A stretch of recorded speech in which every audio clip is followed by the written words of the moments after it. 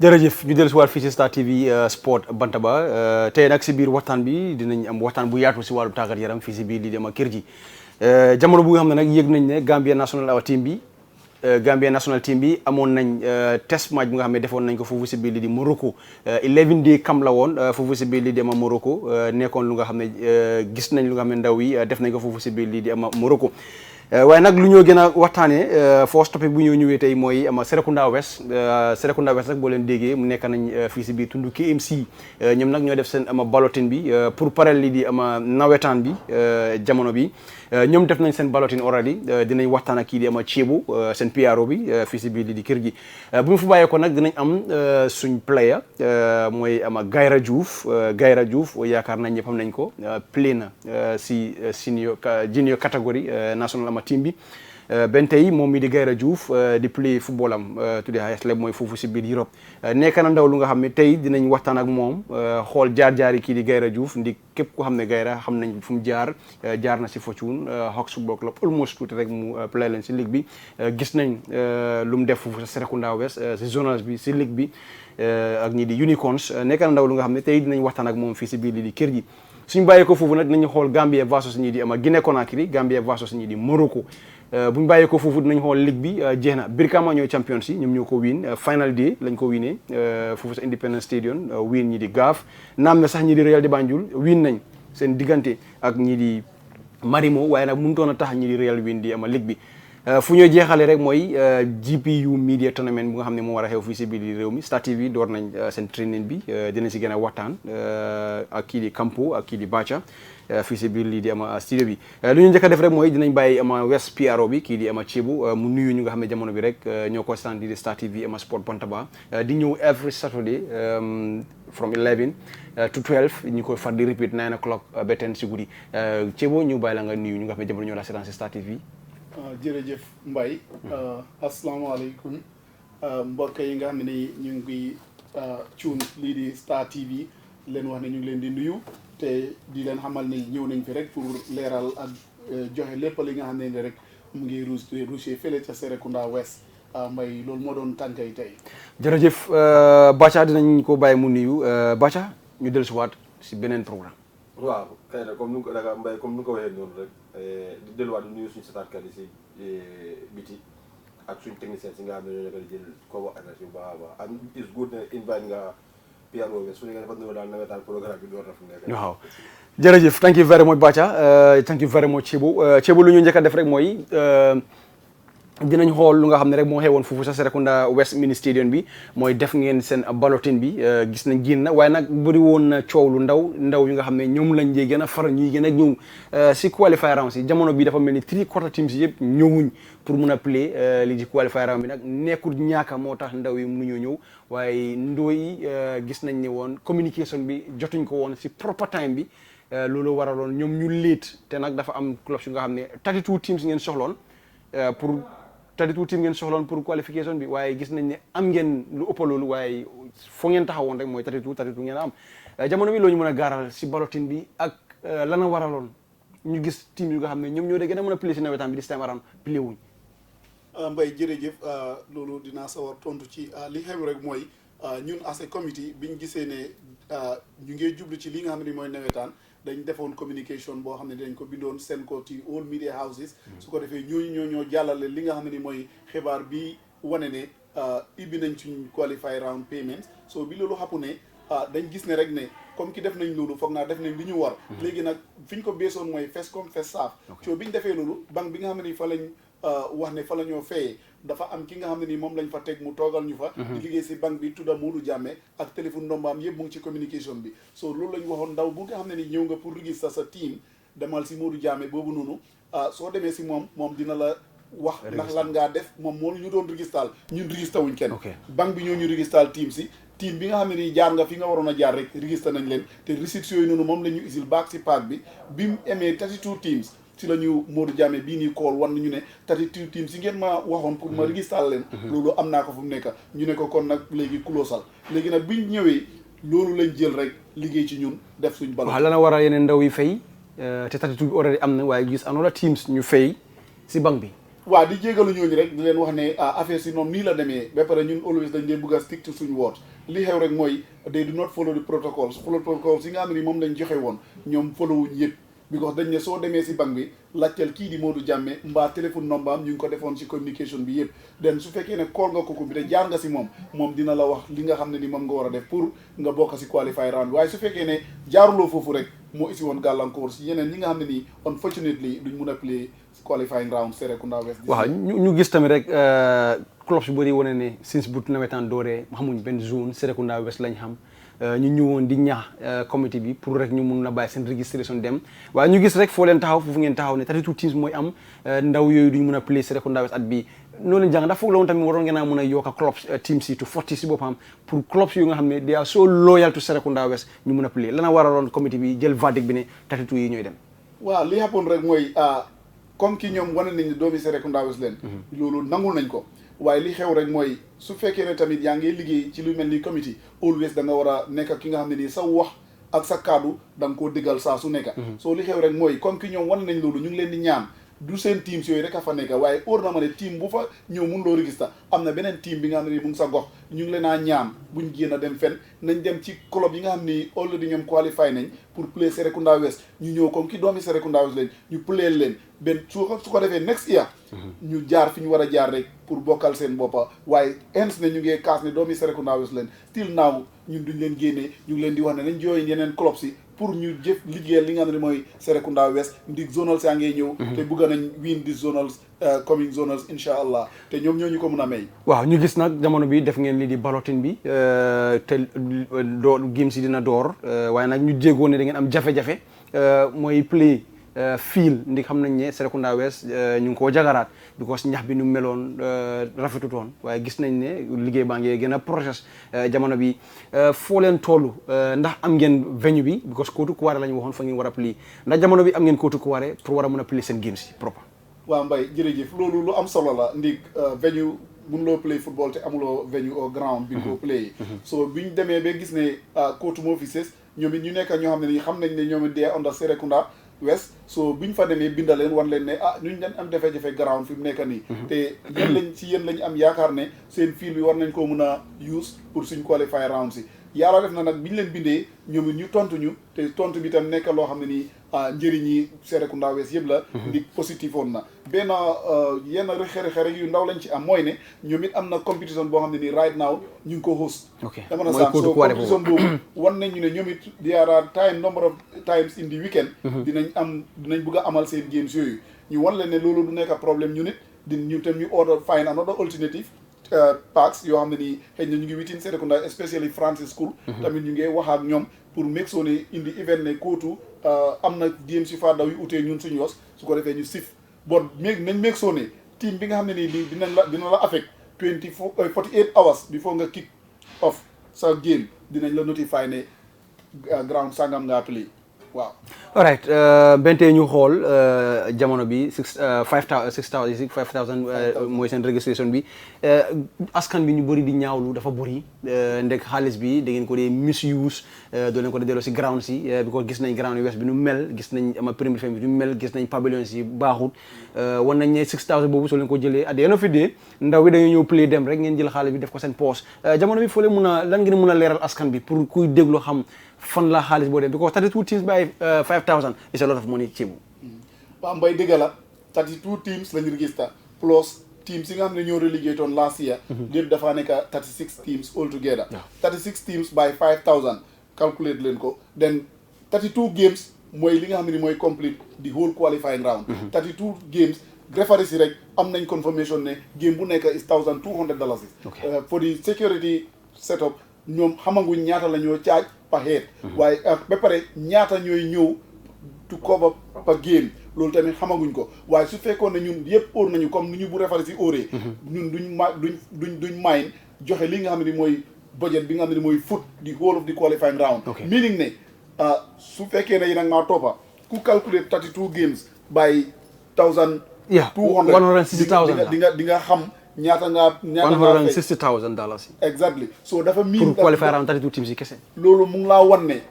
lépp loo xam ne nii ndaw yi dañ ko fay pour seen team si ñëw play qualify round mooy li nga xam ne nii mooy sponsor game bi si boppam pour mu mun a complete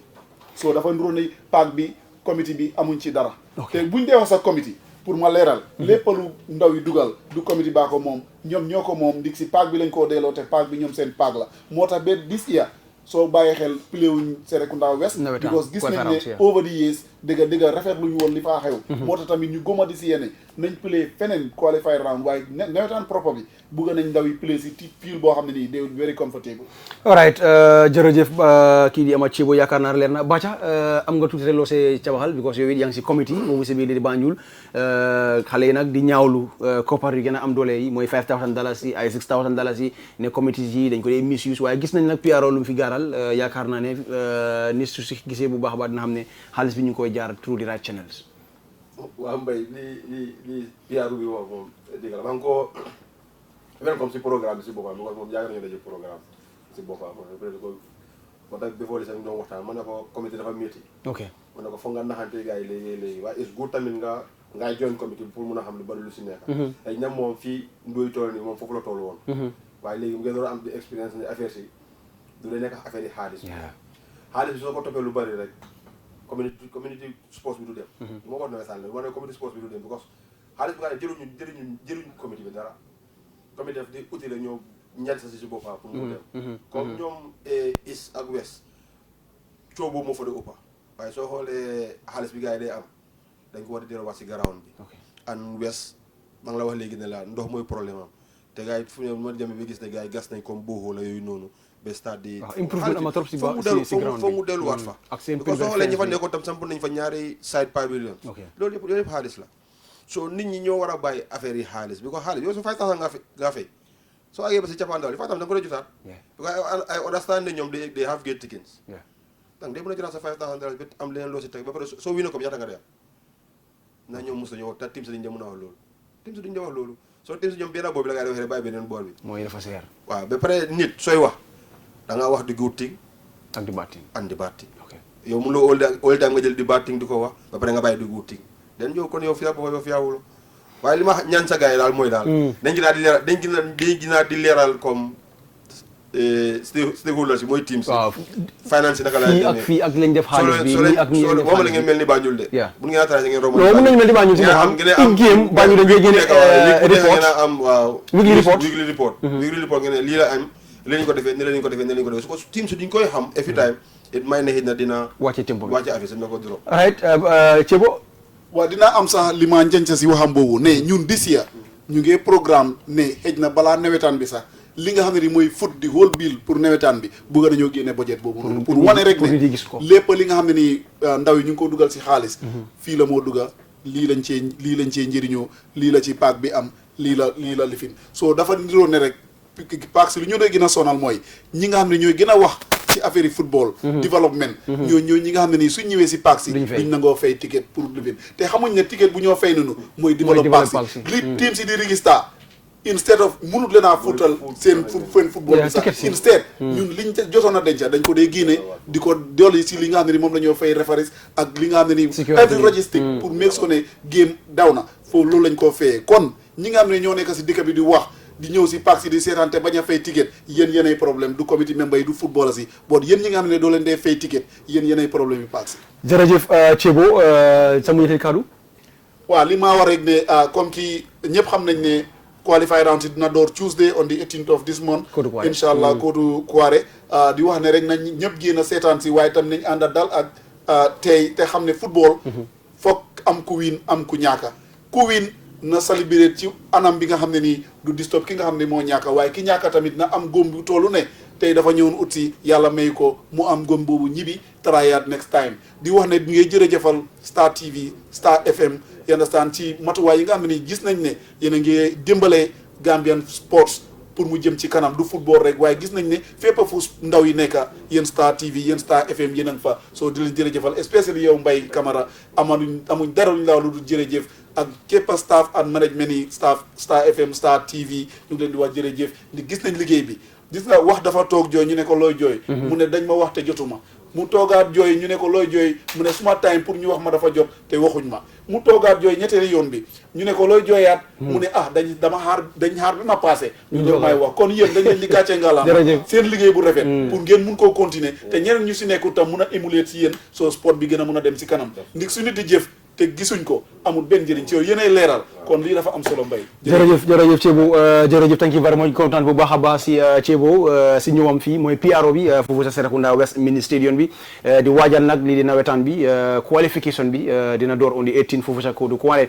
kon nag gërëm ko bu baax a baax Star TV ak Serekunda West good partner lañ dinañ def lépp lu nga xam ne moom la askan bi soxla pour xam ko si wàllum nawetaan bi fii si biir lii di ama gox mooy KMC kon nag gàcce ngaram bu baax a baax dinañ dem short commercial break bu ñëwee rek ku ñëw dugal mooy ama Gayra Diouf xam nañ ko bu baax a baax ndaw bu am doole la si football comme ni ko ndaw yi waxee powerful striker moo nekk suñu next guest fii si Star TV ama sport ama Bantaba ñu dem ak short commercial break dellu si waat fii si Star TV sport Bantaba.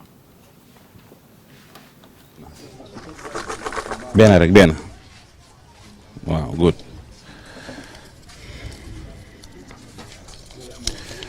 Fra Boys jëlal beneen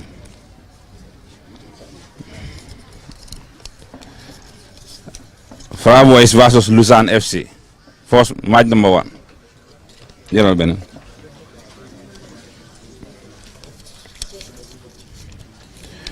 West Coast jëlal beneen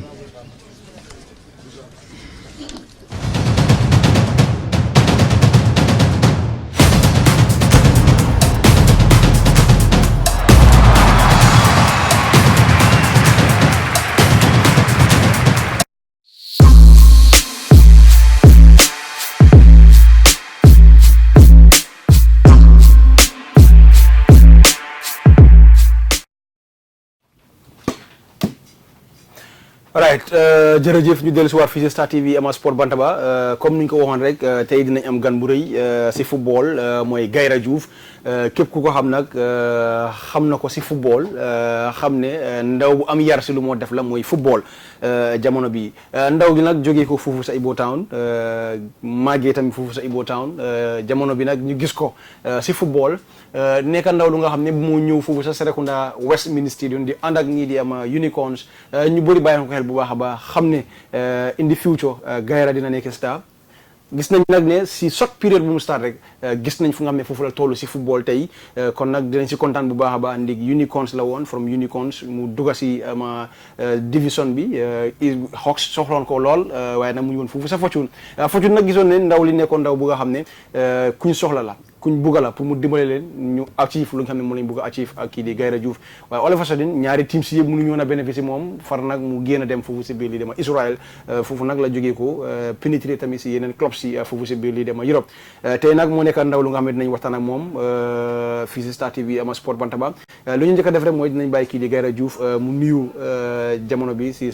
viewers yi si Star TV ama sport Bantaba Gayra ñu kontaan bu baax a baax am la tey fii si Star TV sport Bantaba. jërëjëf Mbaye maa ngi leen di nuyu Gambie yëpp first of all maa ngi nuyu suma yaay ak suma papa ak suma mbokk yi suma xarit yi suma fans yi maa ngi leen di nuyu daal seen xarit la Gayra Diouf. jërëjëf wala seen doom. jërëjëf thank you very much Gayra Bacha Gayra yaakaar naa ne bàyyoon nañ ko xel bu baax a baax si nawetaan si ñu gis ko tamit si super nawetaan bi muy pénétrer di score goals. ñu bëri bàyyoon ko xel bu baax a baax gisoon ne Hawks Football Club pare woon nañ pour def everything pour gis ne ndaw li dinañu playal gars yi waaye wala fasadine mu doon a possible waaye nag ñu gis ko mu génn tamit Israël foofu du place am ndig moo leen gën a ëpp doole crédit tuddi Israël League baax na trop waaye tamit ñu gisoon ne ndaw li potentiel am ëpp na foofu jamono bi ñu gis ko nag si top club si foofu si biir lii dama Europe léegi war naa dellu si bu gën a yaakaar dina dellu si pour gën a préparer seen play off si foofu si biir Europe noo jàngatee ndaw bi jóg-jógam ba eega fii. waaw Mbaye beetuma because man seetaanuma ko west si nawetaan bi waaye si sélection super nawetaani west bi si laa ko gis man bi moo ko gisee first day bi moo ko gisee dama call fana Banjul laa ko gis mu ngi play against Banjul I don't know so man time boobu laa ko gis rek ma bàyyi ko after si laa call benn coach ci suma nduy Hawks Modou Ba ne ko am na benn boy maa gis muy play west nii de mu ne waaw mu ne ko mun naa pile de xaw ma turam xaw ma ko waaye mun naa pile su fekkee ne seen gars am na ko seetaan fii na seet noo ma nangam rek ku mun a play la waaye after moom tam bi mu demee ba xam ne comme kii la mu ne ma xay ñu ngi ko doon ut sax xaw ma ñëw na xaw ma ñëwagul ma ne ko waaw ma ne ko teraay leen ngeen ut ko soo leen ko utee kii ku mun a play rek xaw ma na individual naka laa mel waaye ndugu mun a play la man bu woy force match ma gis ko di nga gis ne am na lu mu mun ansa miin nii at least kon time ba léegi sax time bu xale la gënoon a nekk xale ba léegi li ak li moo acci moo tax gisoo si diggante bi rek xëy na yàlla xibalal ko leneen dañ nga mun ta play si ligue bi comme pour nit ñi ràññee ko bu baax a baax a baax waaye lu mu tuuti tuuti yàlla mel na ko moo xaw a gën a puusu Omar moom tam ndeke moom tam mu ngi ko doon gis moom tam mu invite ko mu ñëw waaw moom bi mu ñëwee mu prouve boppam waat pour wan ne nga ne moom am na lu mu tuuti am na talent boo banque fa kon sax mi ne peut être yaakaar daf dee mën a xam ne tam team bi yaakaar na ko because lu ma bàyyee si last majam bi demoon na ba xam ne team bi bëggoon nañ pour moom mus ko an def na ko so man daal li ma gisoon si moom daal foog naa moom laa piyaat ni ba léegi daal man yaaga naa gis mun a play am si moom man first day ma gis ko laa gaa ni mun naa play xam nga ñun suñu gisee play west ñun gars yi Hawks lañ dee oo ko ñun Hawks lañ bokka te believe nañ ne gars yi Hawks foofu lañ bokka comme rek dama ko gisee comme Hamza tam first day ma gis ko saan ko nawetaan west first day ma saan ko nawetaan west dama woon sax ne ko ma ne am na benn ndóobu ma gis mu ngi play west waaye ñu ne Hamza la tudda waaye xam nga time boo tam bunu mu ngi fa woon moom tamit te time boo tam bunu mu amoon ports so it's good ne west dañ dee mun a génne talent su baax a baax a baax a baax a baax nawetaan bu baax la nag waaye xam nga doo dee mën a gis gars yi doo dee mën a gaaw a gis gars yi si nawetaan bi ko sañ ñun benn lañ fa dee dem man wees ba fa dee nawetaan waaye benn laa fa dee dem comme léegi-léegi si weekend bi léegi-léegi ma toogee ne su ma ñibbi si rek jaaree fa seetaan dama dee seetaan so waaye da nga fa dee gis nduyu mun a pili wax dëgg da nga fa dee gis nduyu mun a pili ay na dañ koo ñaanal ak moom rek yàlla gën koo puus rek because already yàlla doon na di ko puus so dañoo mee rek yàlla gën koo puus ba pare ñu ngi ko jox chance am ba pare nga ko jox chance am mu ngi ñëw si national team bi te mu ngi gën a wane boppam soo na gën a góom boppam rek beneen bi moo ko advice naa xam ne moom comme Gambian la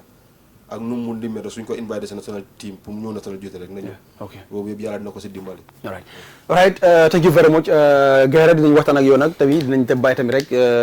suñ gars yi dinañ la wanaale sa vidéo si yu nga xam ne jamono bi rek yaa ngi ko doon def foofu si biir lii dama Europe waaye si kaw loolu tamit rek dinañ continuer waxtaan bi laata tamit rek ñu ñëw joxaale image yi yu nga xam ne rek moom lañ soxla pour gis askan bi gis kan mooy ama kii di ama Gaira Diouf kan mooy Gaira waaw Gaira mooy Gaira rek dëgg Ibo Town foo naa suma time xale yëpp everything Ibo Town laa ko defee bu ma dooree football Ibo Town laa ko defee na after ma city grade 9 si laa dem suma yaay bu nekk Wellingara but although jaar naa fu nekk nag pour play nekkut mu nekkee xale ni jaar naa fu nekk du Fass Jaaxo du Medina du Albreda daanaka dikki North Bank yëpp jaar naa because du ma daan bañ comme su ma ñëwaan su ma yaay daf ma daan bañ sax dama daan am na time dama daan daw school sax pour football bi su ma amoon a time su ma oncle bu nekk student dama yónnee daala su ma yaay dafa génne daal dafa jël daala bi rek génn si biti rek ku bugga mu ne ko ne kii xale bu jël la mu jox ko ba mu jël so ba léegi sax give up ma still now dem daan bàyyi kër dama daan nekk kër for 2-3 days maa ngi dem dugga si àll bi su ma yaay daf daan jaaxle du am na benn time daf day dem na ba di jooy sax dégg mi ne dama bëgg ma continuer si jàngam ma bàyyi football ba after si mu ñëw suma school ma nekkoon muy Ndaws mu ñëwee Ndaws mu ne principal bi ne dafa bëgg ma bàyyi football dama ngay génne si school team bi bon yàlla def ne school PE teacher bi Mr Dan maa ngi koo gërëm trop because tey soo gisee tam ama aga fii yàlla contribute na because since suma time xale laa la ko since suma grade 2 dama yàgga am trust si man fu ma àggee accès grade lii rek la ma jël rek select ma si school team bi daa maa ngi grade 3 te ñu daan play school team daa nekk grade 5 la grade 6 ñoom ñoo daan play school team so moom grade 3 nga pénétrer si 3 laa pénétrer bu doon di play so gars ne PTA bi ne non man moom la ida ma gars génne ma si school bi wala ñu bàyyi la school bi nga play di jàngale loolu la gars yi wax so after amu alternative suma papa nag ku bëgg a football ku bëgg a football parce que tam nañ fa maa yow Bakaw waaw bëgg na football trop because fana mos nañ si ànd maa yow ñu dem Bakaw moo pour pénétrer deal bi dem Hawks jeena so buñ pénétrer pour dem Hawks moom nga ni ku nekk comme soo tolloo sa jamono maybe sometimes you need a step forward da nga war a egg so Fortune dégg la ñoom laa dooral before that Latrikunda United laa nekk so after ma dem Fortune so pour try ñu jàppalante rek egg si second division bi yàlla def ne it was successful suñ game bi against Latrikunda ñu bàyyi gars yi ñu egg sama club but after si bu ma play si zonal si dama feel like ne dama war a egg to play first division so noonu laa demee ak Hawks ma train Hawks jël mic bi tuuti Hawks jàppale na ma lu bëri suma développement suma everything waaw Hawks bu àggee foofu noonu train naa ba pare physicalité bi mentalité bi ak tempo game bi dafa différent la moo different bi Hawks ak Fortune ak Latrikunda. Fortune ñu ngi doon train déggal under Jane Diouf la. Jane Diouf is fan naa tam ñëpp xam nañ ko well known coach la Gambia. is a very good coach technical coach.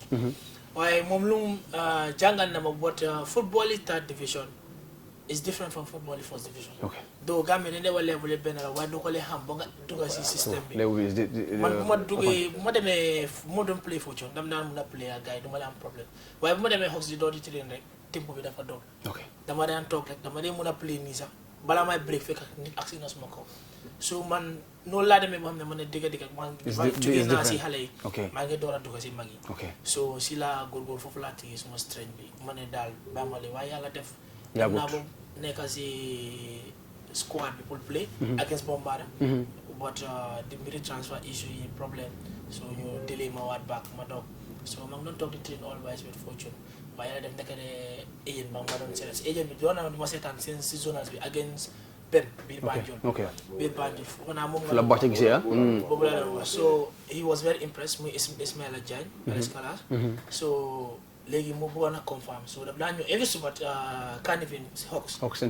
pour seetaan si ma so man nag musuma koo xam maa ngi train rek dama play di train so mu ne moom he was very impressed so against Armed Forces test game bi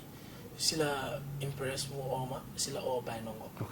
Ndongo si la confirm after I si la dem trial on a 4 days trial Israel so ma demee trial Israel nag dafa difficult trop man naa ma environment mi things yi dama accès rek seeda ma njëkk a dóor so man xaw ma système so ma demee maa ngi dos dugga si on 19 bi xaw ma musuma play Gambia first division train na waaye musuma play first division musuma play so nga war a play to that high level ma war a dem play to that high level so dafa difficult nag waaye trials yi 4 days la woon dama dem on Friday maa ngi waroon a ñëw si Tuesday foo naa ma Monday so dama war a impress gars yi between 3 days so agent bi even suma agent bi muy often mu ngi woon dafa amoon problème boo dafa daan call Ismaila Alex Kala every time mu ko call pour boo ko ne ndax am na confidence si man so man bu ma njëkk a essayé si lefin bi ngay xool ma xool suma nu ma em ñoom den doon ree so waaye still na maa ngi téye fiet rek ba pare moo fa dem maa ngi fa fekkante ay ñaari benn Ghanaian benn Nigerian te ñun ñëpp benn place bi la nekk di fight it was very difficult so Ismaila after Alex moo ko mi ne ma bul wori mi ne ma dëgg la ñu seen dëgg bi baax na seen standard yi dëgg bi baax na so dañ suñ doon di ñoom ñoo gën a populaire xam nga ñoo gën a populaire waaye bul wori yow wane sa talent wane sa yëf ñooñu mun nañu football but dafa am lu nekk lu xam ne dafa laaj si gars yi mooy ñun man am naa loo xam ne comme mun daf dee xeexkat la te ñooñu team bi coach bi boo lee xam coach bi lu mu bëgg so man maa ngi doon play but dam daan xeex dam naa mun a lose ball ma wàcca posé gannaaw pour fight pour jëlaat ball bi so coach bi noonu la impressé between two dafa naa benn day la play ak ay test match su ma force dama dem di play second division si youth league bi ak nga ne day mën a play youth ak second division so yàlla def game boobu mos koo ñaar so after gars yi ñoom impress na ba dem bëgg a set for the last one comme ñu ne neen team yi neen ñi comme 11 v side so buñ play agent bi ne leen bii mooy last one mooy determine yow sa fit su neexee because agent bi after si impress na because first game mun gis ma second division bi impress na trop so si la wax ne gars yi ne ok su nekkee jëlu leen ko man am na yeneen club yoo xam ne dama ko propose so mu ne ñu ne ko ñu may leen lifin so yàlla def si first half bi den play 30 minutes for now si la score ñetti goal te hat trick rek instant in 30 minutes agent bi jóg ne moom pare na si moom dem so lii mooy ñëw suma breakthrough ma sign contract for 5 months so dama war a impress club bi pour am professional contract for 3 years si senior team bi so nii laa def suma tenno bi foofu na ma score in 4 months for 5 months ama 4 months ma score 11 goals 7 assists si youth league bi so noonu laa amee suma first professional contract benn yow da ma join guys si Europa League bi alright from Israel ñu gis nga génn Israel lan waral génn Israel bi Israel moom génn bi dina daanaka suma agent bi la woon dafa bëggoon ma génn pour dem am expérience because Middle East bi dafa over difficult comme ay Georgia nii so dafa over difficult te bu ma demee foofu si am naa fa hard time because dama dem coach bi ñu fa yóbbu seen dafa dem ñu sàkku instant fan agree woon si ñoomi neen I don't know so ñu sàkku so am benn Georgian bi fa ñëw muy ma Pamar Babu ñoo fa nekkoon. It was very difficult pour ñu ñaar. yaa Pa Omar. waaw Pa Omar because coach bi. du ko foofu nga fekk Pa Omar. waaw non ñu ñaar demoon ñu ñaar foofu mu ngi jógee high discipline. so coach bi ñu dem ba sonn mu bañ def ñu daan man moom maa daan gën a am chance. because daan Pa Omar waaw dama daan mun a because striker la benn striker moo fa nekk. so striker boobu even su gaañoo sax dañ ko def force pour play because doomu dëkk bi la. waa jooju la. coach bi kun isi assistant la woon. si national team bi si national team te kooku noonu. booy dañ ko soxla si national team bi dañ ko soxla si national team bi. so lii nekkoon difficulté bu mag ay anyway man ay 9 minutes laa daan am ay 10 minutes but still su ma ñëwee dama dee try pour push. demoon naa ba bëgg a give up. mun naa la ko wax it was very difficult demoon naa ba bëgg a give up but still maa ngi téye faith bi rek after suma agent minima xam nga la sa club bi first division team bi da nga war a yokk sa statistique pour dem pour mun a pénétrer. because su ma pénétrer du mu mun a dem so noonu la ma gars yi li fi ne ma dellusiwaat Israël so yàlla def ma dellusiwaat si Israël si février bi ma join team bi ne la suma benn team la ma jógee ni team boobu it was already down 16 position la nekka. daanaka teglante leen ay 7 games in a row ñu ngi lose. so ñoom they already give up ma dem things yaa ngi metti but ma join club bi jëlee leen from 16 position from relegation ñu save dem na ba 8 position la gay mujjee si league bi. so between those months play na 13 games ma score 7 goals ba pare jëlee 3 assists si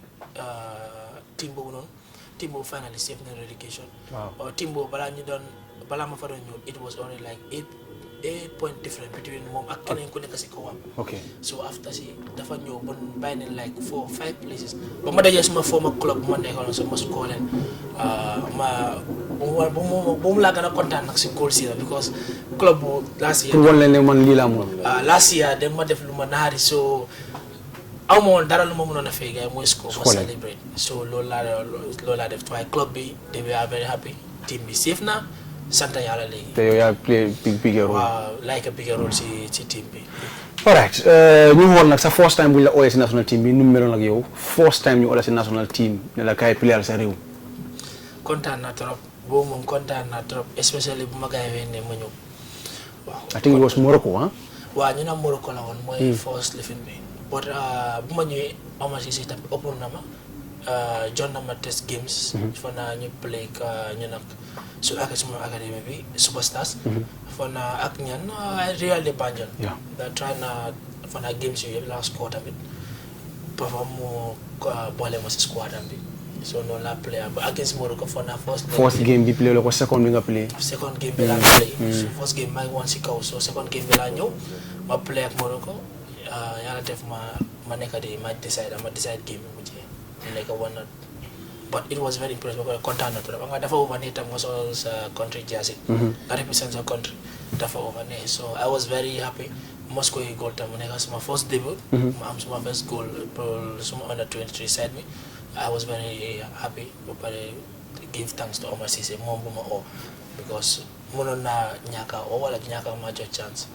but maa ngi ko gërëm tam di ko thanks si lu ma ooyee invite ma am lu ma war a am.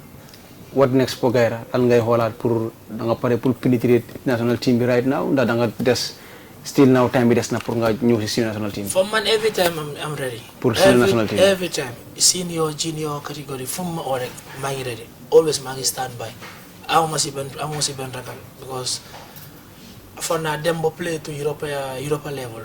Amatuloo ragal so man fu ma nekk nii maa ngi prepare rek. Anytime bu ma jot suma chance ma jël ko waaye fu ma nekk ma main target moo nekk maa ngi dem ak suma club bi maa ngi dem Europa League third round qualifier round pour dem pro sama boppa dem try seet ndax mu nañ ko make pour dugg si Europa League bi pour ma mun a make try to make name daal waaw parce que loolu laa bëgg man tamit su ma ko méegee su ma nekkee si national team bi keneen nekk na fa is all the same. foo naa yëpp the betterment of Gambia loolu leen war a xool ñu ñëpp so Gambia su demee tey mu egg Africa Cup of Nations even soo play wul foofu noonu sax waaye comme yeneen dëkk su na mel ni Gambia mu fa te def na ne kon dañoo xam ne Gambia am nañ ay production am nañ ñoom provide nañ ko so da ngaa jàppale ñoo mën a jàppale so minute kii play na kële play wut ñun ñëpp benn football ñun ñëpp footballers leen so ñun ñëpp a fa nekka ku fa nekka daal nga ñaanal sa borom rek dëkk bi na dem kanam mu bañee su demee kanam every player dina am chance foog naa loolu mooy the best way jarut push and pull waaye xam naa ne moom anytime ñu call ma maa ngi ever ready. alright finally balaa ñu jeexal rek ñu xool yow it ban player si national team bi nga foog ne daal mooy sa rôle modèle moom nga dee gën a bàyyi xel bu baax a baax si both time bi catégorie ñoom Ibou Sila bi ak recently under 17 bi ñoom Ous Diallo Zik right now am ñoom Steve Moussa Baro and others kan nga foog ne daal mooy sa rôle modèle. Ever since nag Ous Diallo Zik ñoo nekk suma favorite player. For now ñu ne la Moussa like because maa ngi fàttali. Ous Zik. lan moo waral Ous Zik. Ousmane Diallo moom li ma ko gën a like Zik moom ñoom ñëpp faytaleen. ñoom ñëpp faytaleen ba pare then down to earth. Especially Ousmane Diallo. Koto bu baala. Koto bu baala because mun naa la wax su ma nekk Israël yëpp jàppale na ma a lot musuma koo xam nag moo nekkoon suma favorite player so dama ko at si Facebook ma accept ma doon mu seen ma nomba am ne ma ñu waxtaan but jàppale na ma trop because am na time yoo xam ne mun naa football sax moo dem football amul waaye moom maa ngi woon down bon moo ma ekkiti moom ma lay mu ne ma bul worry mu ne ma man mii sa play naa Denmark am naa benn one goal la am full season worry woon waaye dangaa ñëw am sa breakthrough yow keep up yow every time su la joxee 1 minute sa 30 seconds sa proof ko nga ne danga war a play waaye but xeexam ak mun a score ak mun lu mu def ak down to earth moo tax ma admire ko trop moom ak Zik ñoom ñoo nekk suma all time best player si Gambia. alright Bacha quickly loo si mën a jàngal lu gaaw waxtu meer ñu ko. waaw man daal li ma si defin rek moom ba léegi mu am courage rek. xëy na bi ma njëkkee waat rek te du ma si mën a yàgg rek mooy ñaar ñi mujjee wan yi rek. Ous ak Zik waaw because li mu wax si Ous moom lu am la Ous is a leader. bay soo demee Ous rek di nga xam ne Ous leader la moom si boppam because Ous daf da mën a tekki all players yi xam ne ñu ngi nekk ondaan. moom la doon am ban bi si on a noonu la meloon. without football yëpp daf dee mën a demoon ñoom because kenn mënoon assistant am. te every time taa yu ñu toogee kenn au training di nga gis daf di call kenn te li mu ko doon wax rek mooy welfare yi players yi naka la waaye mu ne bàyyil xel kii nangam nañ def lii nañ taraay lii ak lii so it's good ne Kayra am na ñoo xam ne mu ngi leen tàggat te boole na si Zik ak Ous an ñooñu moom mu ngi score te ñooñu score kat lañ so man si loolu rek laa ko wane ko nag képp fiit bi rek ne moom mun na koo am comme lu ñu bëggoon noonu moom ne mun na ko am na fight ut néemam dëgg la mu ngi score am na néem ba pare waaye moom fi mu tàggatal boppam na continuer rek ba pare di déglu yenn advices yi waaye bu mu tam jël yenn yoo nga xam ne dafa bu ko nangu yooyu noonu de so nag bi jël bi nga xam ne rek mooy koo yóbbu si kanam comme ni mu ko waxee is good ne mooy li ma la waxoon rek boole na si Ous ak Zik das mi ne moom si future bi daal dina baraay ci boppam. di ko wis good loo rek. alright thank you very much Gaira la mu sa mujjante di kaddu. waaw maa ngi leen di gërëm especially Mbaye Bacha ñu fi nekk yëpp si media room bi maa ngi leen di gërëm Star TV suma yaay ak suma papa still maa ngi leen di thanks because su du doon ñoom tey duma fi nekk. waaw léegi naka meer si football bi. léegi kay moom amatul problème léegi moom. léegi moom daalay sax léegi moo ko jël di ko. because moom mu ne moom musuta believe ne player comme football. mun naa waaw xam nga mentalité bi gisoon dafa dem down. moom ever since noonu la waaye man sant suma tooma football player la woon. fan naa mus naa player Gambia tamit I don't know but in Gaira Lamin. so moom kon suma tooma daf si amoon problème and stuff so loolu moo ko ragaloon. ever since waaye suma tooma yàggoon na ko balaa mu gaañu woon na ko mu ne ko ne bàyyi ko mu play waaye moom lii moo ko ragaloon. bon maa ngi koo thanks moom ak suma papa yëpp suma papa tam maa ngi koo thanks suma mbokk yi nekk si biti ñu ma doon jàppale fan si coach yi ñoom Omar Tarawale fii ñoom Alex Kala ñoom Baye Nongo they contribute a lot Unicorns FC Fortune Hawks ñëpp contribute a lot ba pare special thanks goes to Superstar Agency ñoom tamit ñu ngi def seen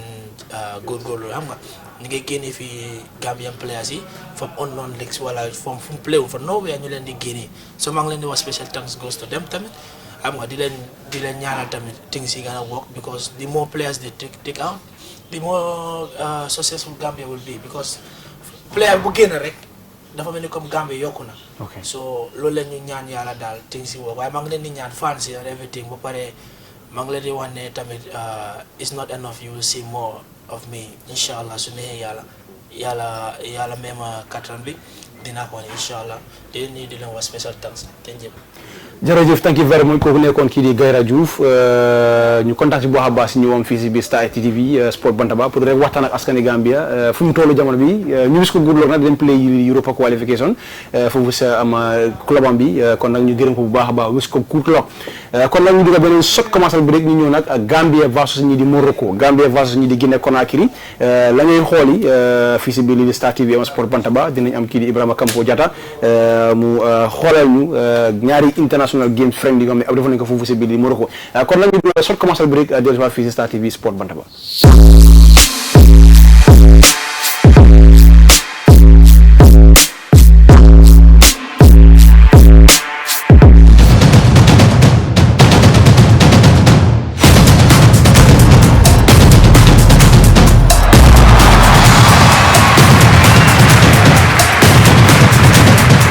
Passe verticale là. Traoré, attention. Traoré qui est un peu court à mon avis. Il met en difficulté ses coéquipiers. Face à face. Le but pour les Gambiens au pire des moments. Et c'est bien sûr ce nouvel entrant. Et c'est numéro 15 dont on n'a pas encore mis. Nous sur la fin. لاعب بطل لاعب قوي ومحارب يلعب في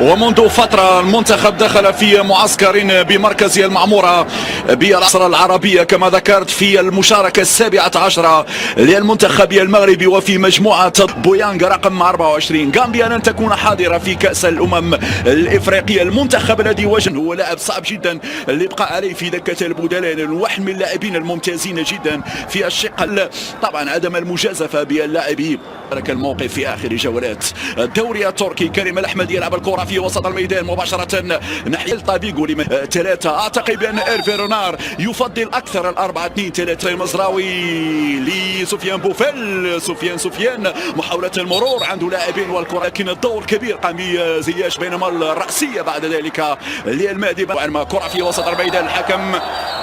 يقول في خطأ وضربة حرة لفائدة الحديث. سفيان بوفيل في اتجاه خالد بوطيب. شوف سرعة باداموسي انطلاقة باداموسي يتفوق على اللاعب كريم 3-3. شفنا في عهد رونار منذ تسلمه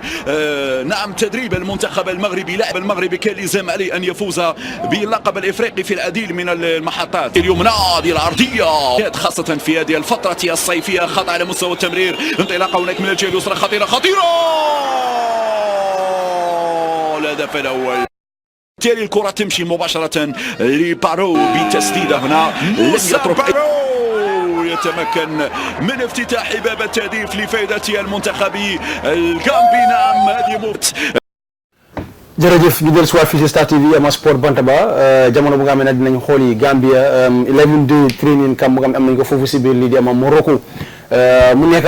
training camp bu nga xam ne dafa dem successful for the first time in the history of Gambia ñu win 2 consecutive match loolu yaakaar naa ne géej nañ koo gis fii si suufi Gambia kon foog naa ne bu fekkee ne team bi mu ngi am lu mel noonu rek mun nañu wane improvement mu ngi am si senior national ama team bi lii sax waral nañu gis Gambia adjust nañ si FIFA ranking bi 2 points fu nga xam ne fa lañ nekkoon lii nekk lu nga xam ne soxla nañ ko bu baax a baax ndig ne Gambia war a am lii di premier round nekk na lu nga xam ne duñ ko rafetlu waaye nag bu fekkee ñu ngi am ressources si test games yi dinañ mën a daw lii di premier round bokk si groupe stages yi so yaakaar naa ne test games yi baax na trop si national team bi baax na trop ñuy win test games yi te nag Morocco lañ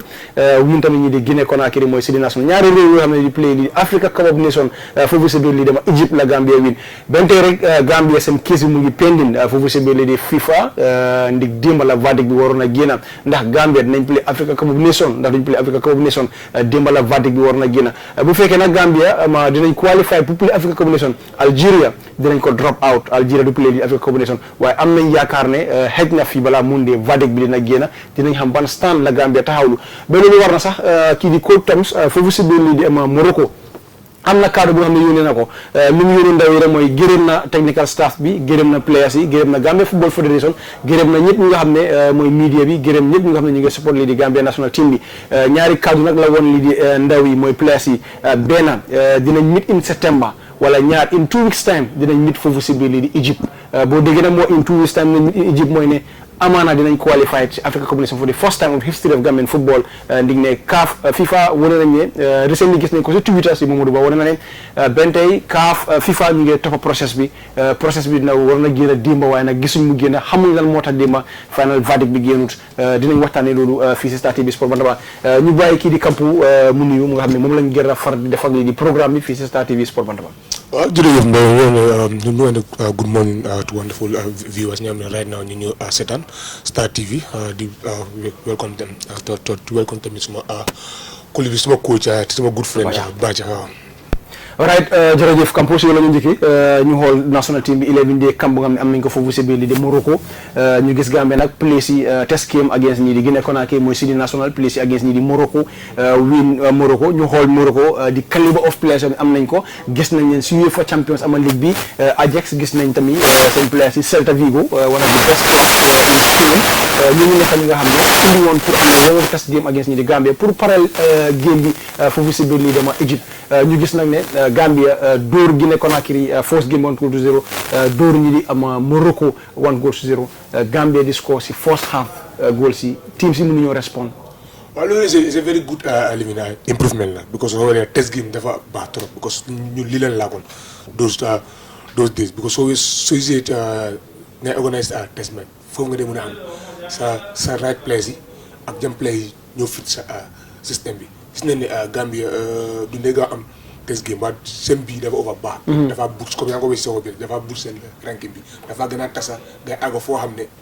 àggu fa because sa ranking bi su bàyyee kaaf da leen boole si premier round da leen may beneen charge waaye test game bi su boobaa sax dafa important because yaa ngi play koo xam ne it's a big nation la Guinée. we all know that Guinée in African football they are one of the best. because some players yi nekk di play in their disposal is amazing yi nga xam ne top players am ne du mun a compete ak suñu players yi. play na against game ñu win leen so loolu is a very good mérite te du fa dem loolu is dafa nekk a big pressure for them because Gambia moo leen dóor.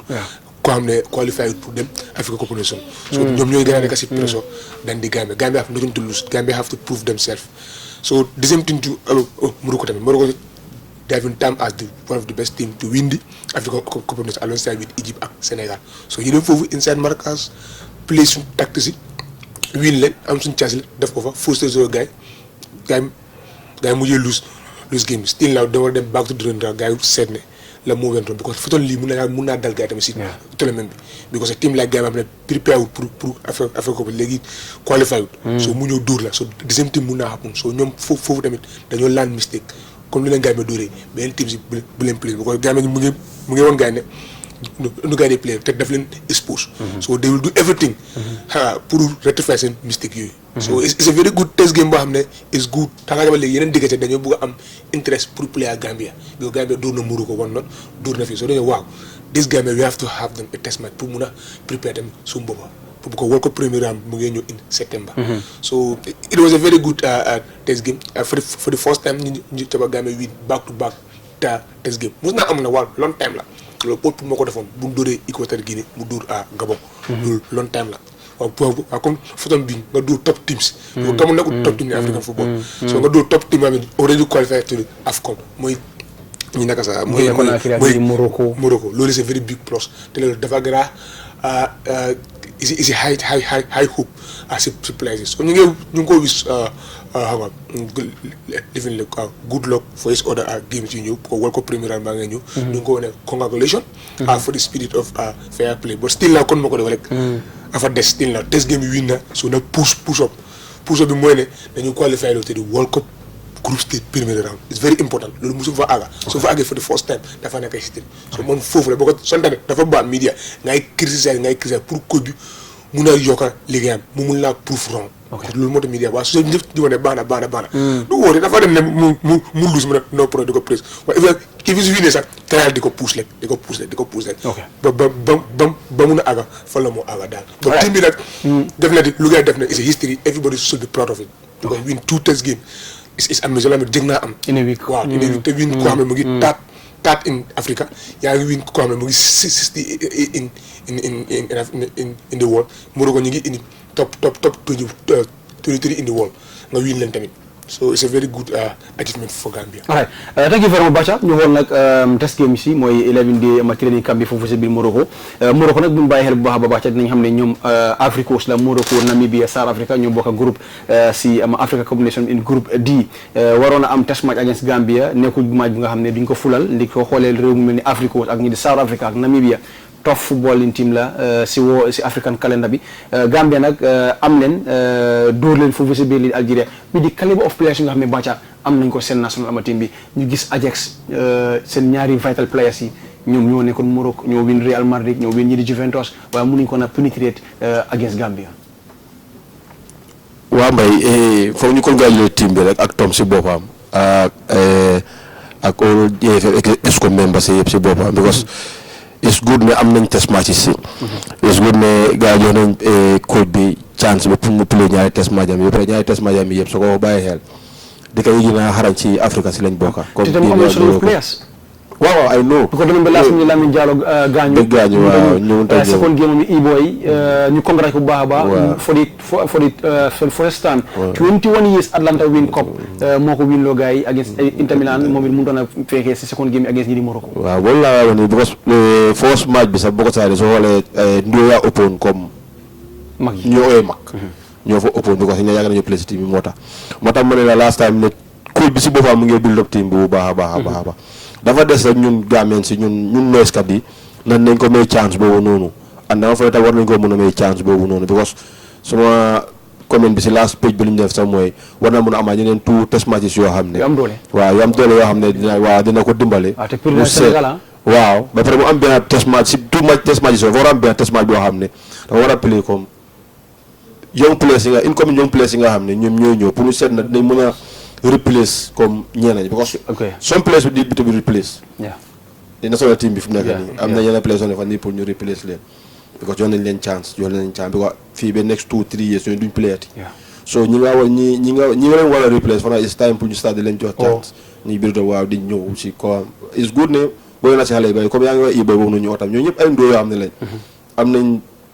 chance pour mën a play si team bi ñoom waaw ndoo yooyu yëpp ñu ngi fii sagar ma ak ñoom something jaata boobu nekk am boog ñoom ñëpp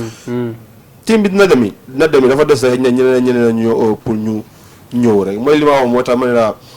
dëkk bi yaa si war a boole sa bokka nga bokka si soo si boole wutal sa bokka tam nit ñi mënuñ la forcer pour nga bokka si so football la te football ñun ñëpp ñoo si bokka dëgg la am nañu ko gofaan comme GFF ñoo amee affaire si waaye terewu dañ day jox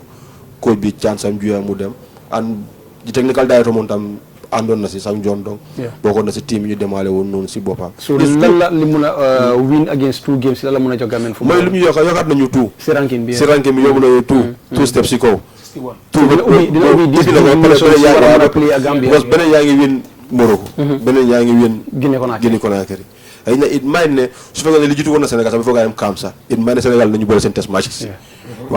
passé mun nañu boole seen test match bi ñu sóoraale leen waaw war nañ Sénégal sax dañu war di mën a boole seen test match nibus lañ du ini more of course daan nga war a fly dem ba Morocco ñëw Dakar la fii dem play ko ñu war a Dakar team ñu def ko xoomoon ak ñoom ñu seet seen team bi waaye gën see bëri ñu bëri soo waxee rek ñu wane lu xewoon la ñoo ragal mu xew fu na ne mindset bi fa mu génn ñun ñooy forcé yeneen pour mu am ñun suñu forcé yeneen yi dafa am comme ñun suñu forcé ne waaw déggub dafa war a nekk loolu passé na bu yàgg léegi fu nekk football la ñoo wax naka la ñu mayante doole ñun ñaar because ñun ñaar suñu mayante doole moo ñu mën a ajos ñun suñu play ak Sénégal all the time moo ñu ajos si yenn level si because seen wala si under 20 bi under 17 bi national team bi ñëpp di play si World Cup ak si African waaw moo tax suñu amoon test match si ñoom daf ñoo yokka bien xam nga bay ku la féetoo ko wax na yaa ma féetoo ko rek soo ko nga dem tey dara ok ñu ñëw si campo ñu xool recently rek comme ñu xam ne Tom su meet na ko foofu si biir lii dama Morocco congrats na ñëpp mooy players yi staff si Gambia Football Federation media bi population bi yëpp ñaax na leen finally ñaari kàddu yu gaaral mooy ne ndaw bi mooy players yi either ñu meet in September or ñu meet in next 2 weeks in Egypt. Wow, because still Gambia have a case. Money pending to CAF. Verdict. Very verdict. We are still now working. After the problem, Bobo was going to tweet. Ako mungo wane a very living outcome because dungode. Yeah, it's secret dungode Guinea public. So still now a very Friday like I yeah, because in the court case is secret. So because telling teams league, you start the new inside Egypt. démb Guinée Conakry ak si Sénégal xëy na dimanche bi. waaw Maroc Égypte soriwul ñoom mën nañoo dem sax ak waaw Sénégal xëy na dimanche bi gars yi ne fa àgga. ko Friday mun naa wax ne Friday African Cup of Nations bi. di start mooy Égypte ak Zimbabwe mooy 20 first boobu. so team saa ngeen ñëw so they have to do something bu xam nga affaire yi football la léegi affaire yi naar yi xam nga daal leneen mosi la bu ko so lu ngay wax si rule si moom demoon ne soo even mistake benn lettre dan laa fine te xam ne Togo de mistake nañ benn. we all know ne FIFA ak CAF is different issue la wax ko gis nañ ko si CAF première édition bi CAF championship bi xewoon na fu team CAF bañ a jël proper decision si ñu continue si corrupt decision ñu jox verdict bi jox ko team mu nga xam ne moom la CAF génne ñu dellu si waat so still now bu fekkee ne Gambia have a case wala team Algeria going out am nañ case moom loolu def parce que ñoom loolu ne rules yi comme soo research ne warloo mistake dara yëpp dafa nekk accurate bi so ñoom dem mistake kooku spellan bi benn da ngaa blame sa boppa so loolu def nañ ko so ñu def si CAF turn down lifin bi léegi gars yi bu ko ko abdicé first sport so léegi ñoo war a ñu waa verdict bi bu ko yàlla they have to fair to the Gambia bu ko xoolee soo waree ko abdicé first sport kii naka sax semaine ya Sarafika fi la ko ban affaire yi naka comme kon dafa war a wàññi dawaam bi dafa war a use some dope pour mu mun a dawaa lifin yi góor yi some time so bu ko peut être gars yi mu appel within 2-3 weeks gars yi si verdict ñu ne léegi mun naa daw ca ay yeneen team si ay top team in Europe dañ dee lifin collaboration dañoo dem kóol bi dem 1 week 2 weeks waaye tamit kam mën nañoo xool tam mën nañoo wan tamit gis nañ case yu bëri Manchester City case mu fa right now Chelsea seen case mu fa right now still now ñu si process bi Gambie case yi fekk leen fa so lot of case fa tegu waaye war nañu dimbala Bada war nañu dimbala affaire yi war a ñëw waaw nga lu may wax ne Gambie case bi moo njëkkaa ñuy seen bos ñu seen bos waaw bu am na case yu fa fekk waaw lii seen bos barangu leen sale man si leen ne woon su ngay bànnee su leen bànnee they have a chance to appeal Chelsea barangu leen dañoo bànn ngay waa bànn bi dugaagul waaw am na beneen lifin bi am na beneen case bi yaagul sax maa ngi doon World Sport si yeneen benn waay benn tiba dañ leen bànn waa gars yi dem lifin gars yi génnee bànn comme AC Milan la sax AC Milan fi leen bànnee comme gars yi nu mun a sign players waati xam nga waa léegi lifin leen waati génnee leen bànn within last week la sax waaye léegi still la why not Gambia di wane Friday ñëwaat ñu ne tamit Monday bi dafa ñëw tamit ñu ne Friday ba Africa Cup of Nations bi doon Friday bi génn they have to fair to this small nation Gambia so mën daal something is happening bu xam nga ne comme ma de wax CAF naari dama fa bëri seen secrétaire yi yëpp naari la te plus tamit collaboration tamit dem xangale wol bi is full of xangale football si boobu sax moo feew lu ko li Gambia have a case so they have to come out ba gaa ne doo génne verdict boo xam ne doo gën a salif bi incident time is against ñu jël c'est fair play so let them come out qualify ne ba qualify mooy de nga mel ni di hope ba léegi famille des Afrique 7 days more pour Afrique alright thank you very much Bacha 2 minutes lañ am pour ñu wrap up lan nga mën a joxe sa verdict tamit si cadre yi nga xam ne rek gis nañu FIFA dinañ leen respect bu baax a baax ndig nekk nañ ñu nga xam ne dañ dee joxe verdict yi comme ni ñu ko soxlee yaakamti wuñ ko still na am nañ time because Africa Cup of Nations startagut because gis nañ fi team moo xam ne génne nañ ko si biir proper tournament si boppam dugal beneen team moo xam ne moo eligible pour war a mën a play Bacha yan cadre rek in 2 minutes waaw Mbaye man li ma ko understand rek mooy fii ba tournament bi door sax su fàtte bi suñu féeboo rek team boobu dañ ko génne loolu mooy di bottom line rek suñu féeboo rek dañoo génne team boobu noonu mooy Algérie dañ nag génne dañoo ñëw foog naa man suma understanding foog naa lañu fa am rek loolu lañu fa amaat rek suñu duggee say groupe boobu noonu suñu leen génnee rek ñun dañoo dugga dañoo ñaan rek mooy yàlla ñu féeboo ñun fàtte bi yàlla ñu féeboo su koy ñu yóbbu ko ba middle of the tournament sax yàlla ñu féeboo rek ñun ñu dugga si ak jaama waaw te li gën a may baat bi mooy Algeria Kenya Sénégal Tanzania das means Algeria Guinea is Gambia Sénégal Kenya Tanzania dafa gën a neex rek nga test match ñu war a play ci Sénégal ñu play ko ci compétition bi si boppam nga xam ne dañoo play nu mu gën a métti rek because Mbaye gis nga ñun suñ doole ñun suñ boppam Sénégal bi lañ ko war a meesoo suñ doole ñun one of the best team in Africa ban team moo ko mun seen Afrique fii dañoo wax ne mu ñëwul COP rek waaye ban team moo ko mun Afrique fii gën ko bëri play am doole amul Sénégal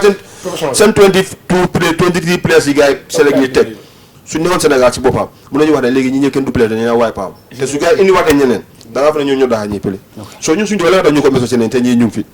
moo tax Sénégal léegi dañu war di considérer dañu boole seen yenn match su fekkee dañu bëgg a joxol comme ni ko mbëri de wéy dama laa joxloo génne la ñoom ñoo ñu mën a jukki mbay ñoo nekk dafa ragal di pass lu war nañ ko sóoraale. non foog gars yi non waaye nañu gars yi na xewaat non du because after match boobu noonu play nañu yeneen match yooyu xewu si dem nañ Sénégal draw nañ ona 70 bi dem na fa play nañ fa dara xewut so ñun ñoo war a forcé bu mu xewati so ni ñoo forcé bu mu xewati ñuy play di minante xëy na ñoom dañuy ragal tay ñu win leen ko tay ñun suñu doy itam dañ xarañ wala tam dañ fa joulé ba demee 1-1 waaw toftal ko fi boppam seen fédération bi defim gars yi taal ko parce que pour ñoom ñooñu mun ak histoire ñooñu mun waaye foog ñu jox ñu loxo ñu ñëw bay verdict bi du problème verdict bi nii comme ñu fay la gars war a dem léegi ñu ne poussaat nañ ko posé mu bañ a romba tournament bi et puis su desee ñaari match pour tournament bi jeex sax nañ jël ñu dugal ñu play ñaari match yooyu rek comme que ñoom kamp dañu bëgg pour ñu play Africa Cup rek pour ñu ne coach bi baax na xam nga pour ñoom ñu ne coach bi baax na foog ñu dem Africa Cup su fekk demuñu Africa Cup coach bi baaxut xam nga ñoom dañoo mistake all the time ba pare issue rek mooy yow sports journalist nga yow la technicien ansa min that's good gis na time bi jàmm nañu ñu gërëm bu baax a baax rek ñëpp ñi nga xam ne jamono ñuy seetaan lii Star TV ama sport Bantaba comme ni nga ko waxee rek dinañ gën a ñëw dinañ gën a bàyyal xel bu baax a baax rek luy xew foofu si biir lii di ama FIFA verdict bi comme na ko waxee rek Algeria la Kenya Sénégal Tanzania bu fekkee nag yéen ñi di Algeria dugal lii di ama Gambia kon nag dinañ am Sénégambien derby bi foofu si biir lii di ama Égypte mooy ama Sénégal Gambia Kenya ak lii di Tanzania kon nag ñu jox leen dox daje nag ba next week gërëm bu baax a baax Lamine Menga ak teamam bi ñu Mariama Koma ñima ak Mr Ba ak ñëpp ñi nga xam ne jamono ñu ngi toog di seetaan lii di ama Star TV Sport Bantaba